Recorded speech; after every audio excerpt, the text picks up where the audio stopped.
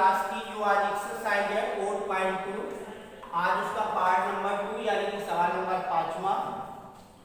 बिंदु 2,14 से होकर के जाने वाली दो रेखाओं के समीकरण लिखना है और इस प्रकार की और कितनी रेखाएं खींची जा सकती है। तो जितने समीकरण बनेंगे उतनी ही रेखाएं खींची जा सकती हैं।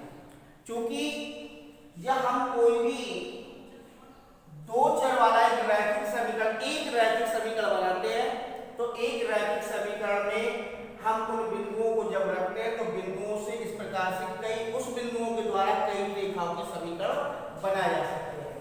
तो यहाँ पर पूछ रहा है कि जो बिंदु दे रखे हैं, बिंदु है आपके पास 2,14, जिसमें से बिंदु जो दे रखे हैं उसमें से एक भुज और एक कोटि है, यानी कि 2 और 14। तो ये आपका x बराबर 2 है और y बराबर 14 है। फिर इसके बाद समीकरण हमें बनाना है। दो समीकरण बताना है, बनाना नहीं है, बताना है। तो यहाँ पर जैसे मान लो कि हमने पहला समीकरण लिख लिया कि x प्लस y बराबर 16। अब x प्लस y बराबर 16 जो समीकरण है ये बिंदु किससे होके जा रहा है? 2,14 से होकर के जा रहा है। चाहे आप देख लो कि x बराबर 2 रख दिया, y बराबर 14 रख दिया, तो यहाँ पर हो जाएंगे 2 और 14 हो जाएंगे 16। तो ये आपका समीकरण का हल है। तो x प्लस y बराबर 16 में 2,14 समीकरण की हल है। फिर इसके बाद आपका सेकेंड नंबर, जैसे अब दूसरा समीकरण बात कर लो, हमें कोई लिखना है तो यहाँ पर लिख सकते हैं कि 7x माइनस वाई बराबर 0। अब चूंकि x की जगह पे 2 रखेंगे तो 7 दूनी 14 हो जाएंगे, y की जगह पे 14 रखेंगे तो यहाँ पर भी 14 हो जाएंगे, 14 में से 14 जाएगा 0, यानी दोनों पक्ष बराबर है। तो में 2,14 समीकरण का हल है, समीकरण का हल है। तो इस प्रकार से जैसे हमने ये दो समीकरण बनाए हैं, जैसे और अनेक भी हम समीकरण बना सकते हैं। कुछ भी समीकरण बना लो, जैसे मान लो तीसरा बनाना है तो हम लिख सकते हैं कि 2x प्लस वाई। अब थोड़ा सा दिमाग रखना है कि 2x प्लस वाई, तो 2 दूनी हो जाएगा 4 और 14 और 4 तो होगा 18। तो ये भी समीकरण का हल है। या फिर हम लिख दें x प्लस 3y, तो यहाँ पर हो जाएगा 14 42 और यहाँ पर 2 आ जाएगा तो 42 और 2 हो जाएंगे 44। इस तरीके से चाहे जितने समीकरण हम बनाते चले जाए तो ऐसे अनेक समीकरण बन जाएंगे। तो कह रहा है कि दो समीकरण बनाइए, तो दो समीकरण बना दिए। अब कह रहा है कि इस प्रकार की और कितनी रेखाएं खींची जा सकती है?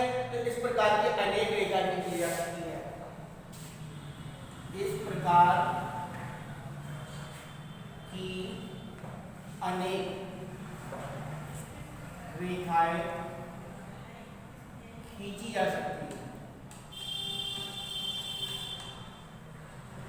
तो यानी कि हम कोई भी समीकरण बनाए उस समीकरण में x बराबर 2 y बराबर 14 रखकर उसका मान कितना है इसको बराबर रखते चले जाए तो अनेक समीकरण बन सकते हैं। और जब अनेक समीकरण बन सकते हैं तो इस प्रकार से अनेक रेखाएं भी खींची जा सकती है। फिर इसके बाद कह रहा है कि यदि बिंदु 3,4 समीकरण 3y बराबर ax प्लस 7 के आलेख में स्थित है तो a का मान ज्ञात कीजिए। अब देखिए यहाँ पर बिंदु जो दे रखे हैं 3,4 है, x बराबर 3 और y बराबर 4 और रेखा का समीकरण है, रेखा का समीकरण 3y बराबर ax प्लस 7। तो x बराबर 3 और y बराबर 4, तो यहाँ पर 3 × 4 बराबर a × 3 प्लस 7। तो ये हो जाएगा 3 चौको 12 बराबर 3a प्लस के 7। अब जब 7 को इस तरफ ले आएंगे तो ये 7 हमारे क्या हो जाएंगे माइनस के, तो 12 माइनस 7 बराबर 3a, तो 3a बराबर 5 आ जाएगा। तो a बराबर 5/3, तो ये a का मान हम ज्ञात कर लेंगे। तो कोई भी बिंदु अगर किसी रेखा पर स्थित होते हैं तो उस बिंदुओं का मान अगर हम समीकरण में रखेंगे तो समीकरण का वो हल होते हैं। तो यहाँ पर समीकरण का जब हमने मान रखा x बराबर 3 y बराबर 4, तो यहाँ से a का मान हमें प्राप्त हो गया। अगर हम a का मान ये रख दें यहाँ पर और फिर इसके बाद मान रखेंगे तो दोनों पक्ष हमारे बराबर आ जाएंगे। तो कह रहा आलेख पे स्थित है, तो आलेख पे स्थित है, तो वो एक ही रेखा के समीकरण बिंदु है और उसी रेखा का समीकरण दे रखा है, तो उसी के हमने मान रख दिया।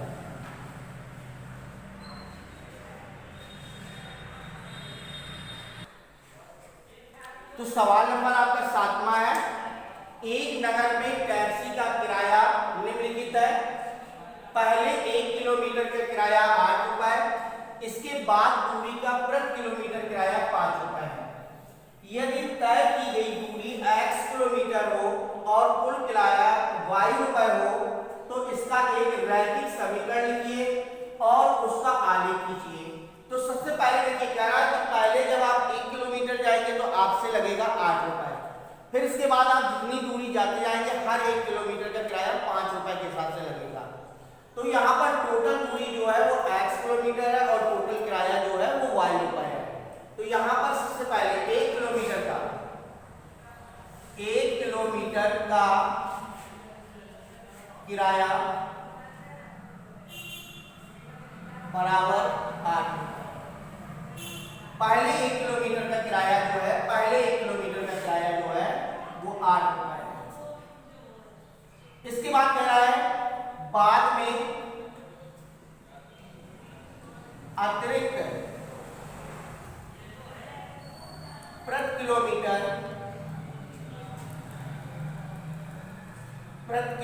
किराया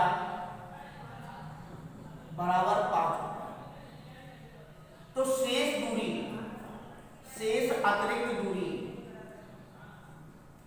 अतिरिक्त दूरी बराबर टोटल दूरी x है, x में से पहले 1 किलोमीटर आपका किराया 8 रुपए लग चुका, तो पहले 1 किलोमीटर की दूरी निकाल देंगे, तो x माइनस 1 किलोमीटर आ जाएगा, इतने किलोमीटर। और इस अतिरिक्त दूरी जो x माइनस 1 किलोमीटर है, इसका प्रति किलोमीटर के हिसाब से किराया कितना है 5 रुपए।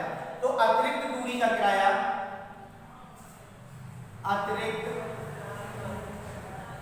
दूरी का किराया बराबर 5 इंटू एक्स माइनस 1।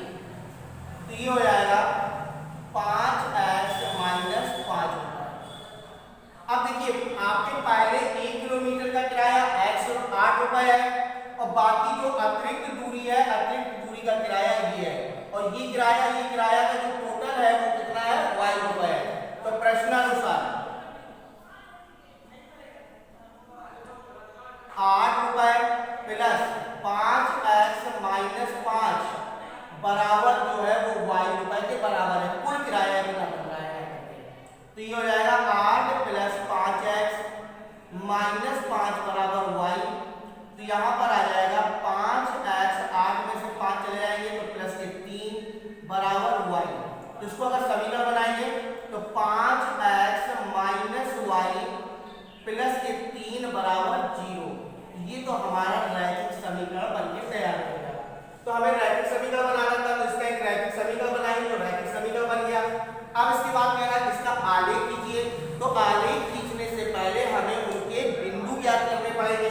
तो बिंदुओं को ज्ञात करने के लिए हमारे पास समीकरण जो है वो y के पदों में, y का मान x के पदों में, तो y का मान x के पदों में जो दे रखा है, तो y बराबर है 5x प्लस 3। इस पे हम मान रख सकते हैं। तो x और y, सबसे पहले इसकी जगह पे अगर हम 0 रख दें तो 3 आ जाएगा। अगर 1 रख दें तो 5 का 5 3 8 आ जाएगा। अगर 2 रख दें तो 5 दूनी 10 और 10 और 3 13 हो जाएगा।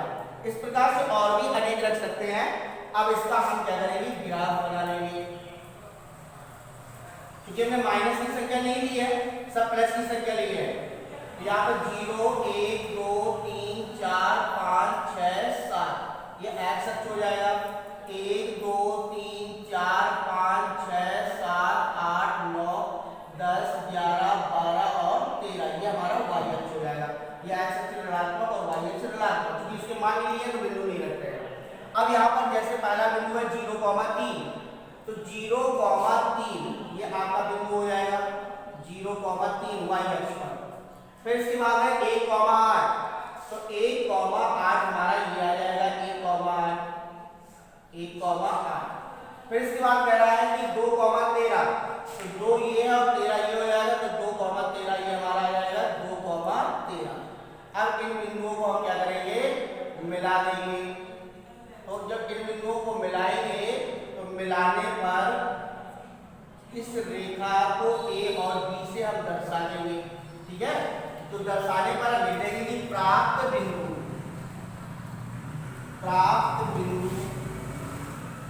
0,3, 1,8 तथा 2,13 एक रेखा AB पर स्थित है। तो ये हमारा ग्राफ बन जाएगा। तो कह रहा था उसका एक आलेख कीजिए, तो उसका एक आलेख खींच करके हमें दिखाना है, ठीक है। तो इस प्रकार से ये हम सवाल को लगाएंगे।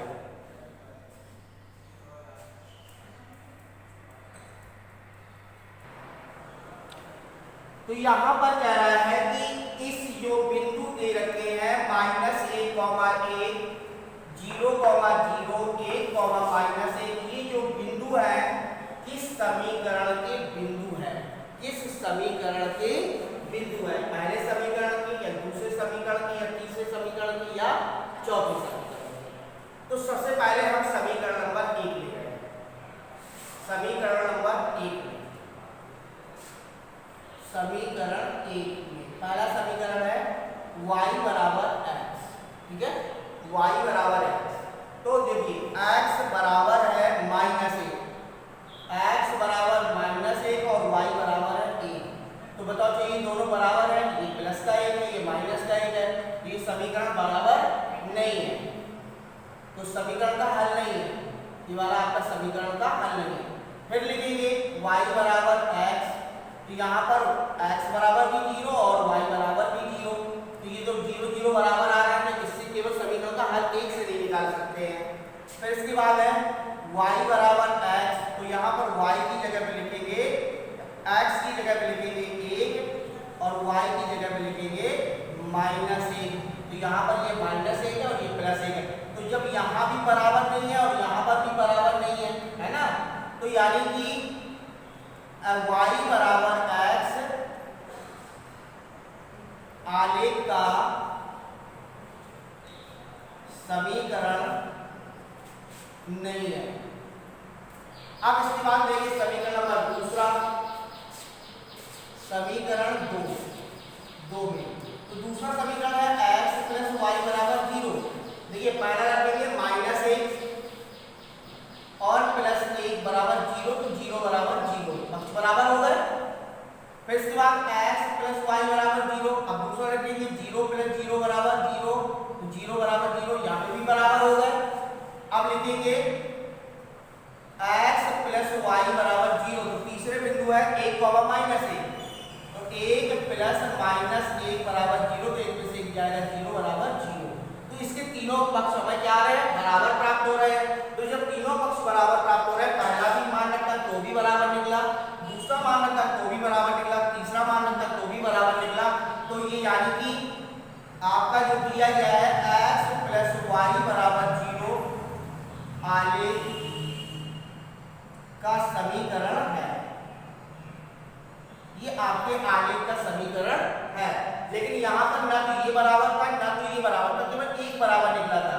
तो एक से नहीं, जब तीनों बराबर निकलेंगे तभी हमारे आलेख का समीकरण बनेगा। तो ये आलेख का समीकरण नहीं है, ये आलेख का समीकरण है। अब हम तीसरे में, तो समीकरण नंबर 3 में, समीकरण 3 में तो यहाँ पर है y बराबर 2x। अब फिर वही मान रखना है, x की जगह पे लिखना है -1 और y की जगह पे 1, तो ये हो जाएगा 1 बराबर 2 × -1, तो 1 बराबर ये हो जाएगा -2। तो दोनों पक्ष बराबर नहीं है, तो यहाँ पर ये दोनों पक्ष बराबर नहीं है, तो ये समीकरण का हल नहीं है। फिर इसके बाद लिखेंगे y बराबर 2x, तो ये 0 हो जाएगा, 2 × 0, तो 0 बराबर 0। तो यहाँ पर ये तो बराबर निकल रहा है, लेकिन ये वाला बराबर नहीं निकल रहा था। अब तीसरा देखते हैं, तीसरा बराबर निकलता है नहीं निकलता है।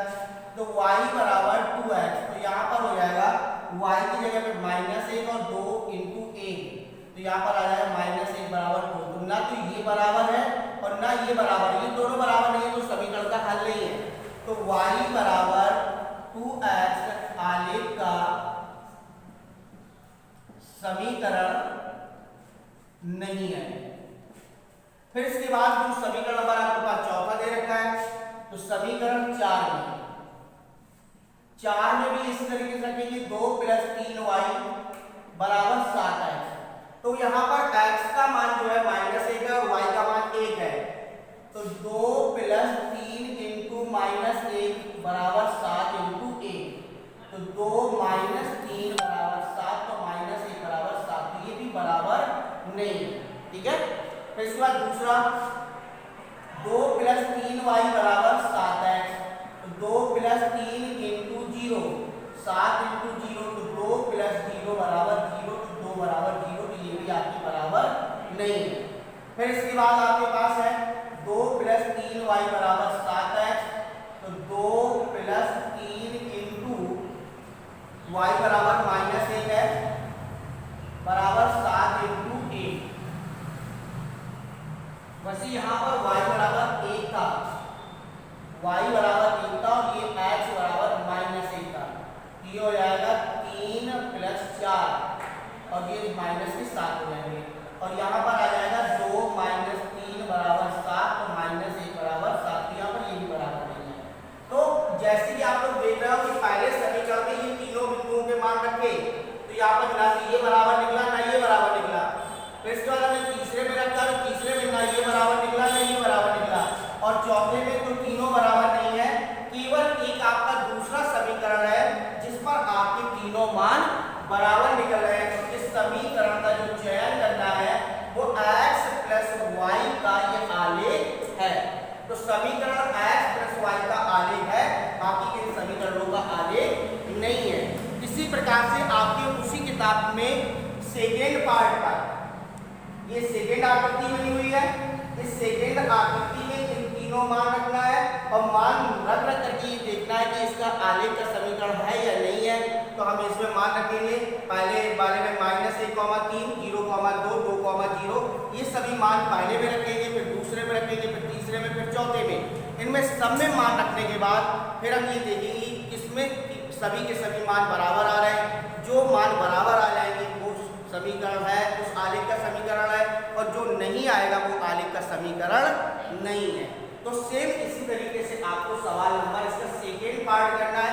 ये आपका फर्स्ट नंबर था, उसका फर्स्ट आकृति का था, फर्स्ट आकृति का था, और सेकेंड आकृति जो है वो इसी आधार पर आपको सॉल्व करनी है। इस प्रकार से इन सवालों को लगा करके तैयार करना है।